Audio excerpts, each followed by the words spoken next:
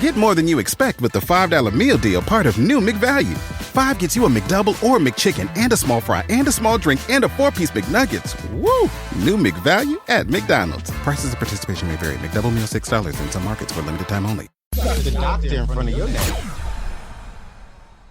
And I recently became a psychotherapist. So can you explain to the people what that entails? This is your certification that you provide.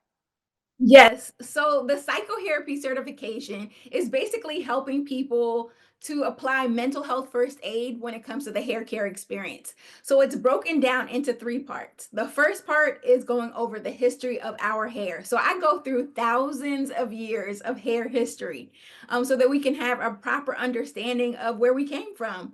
And then the second part is focused on the signs and symptoms of mental health issues in communities of color, right? What's taught in the textbooks is not necessarily what's showing up in the chair. And so for us to really understand, right? And then the last part is getting into micro counseling skills.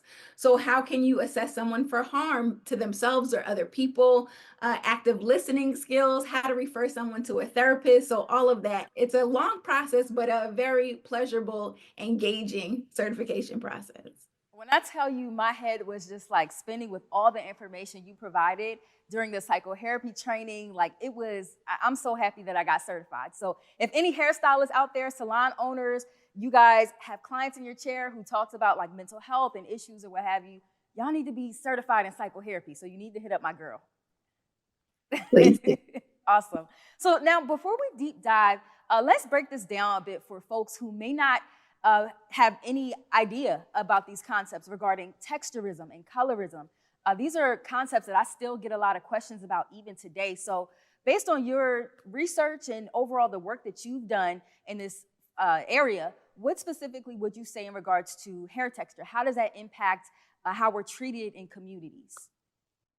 Yeah, I definitely think that certain hair textures or even styles with those textures are seen as professional versus unprofessional. And I think that it can impact the opportunities we have with our education and job opportunities, even housing.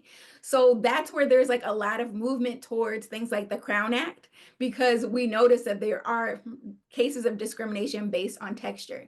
But there definitely has origins in slavery, right? To understand that people who had looser hair textures tended to have domestic tasks in the house, cleaning houses, doing laundry, cooking, versus the people who had more tightly hair textures basically were mandated to be on the field, outside, picking cotton, these sort of things. And so there actually was a division of labor based on hair texture that I don't think we've actually healed from, and it can still get applied now. Wait, so I want to go back to something you said. You said there's even hair discrimination and in colorism that impacts us in housing?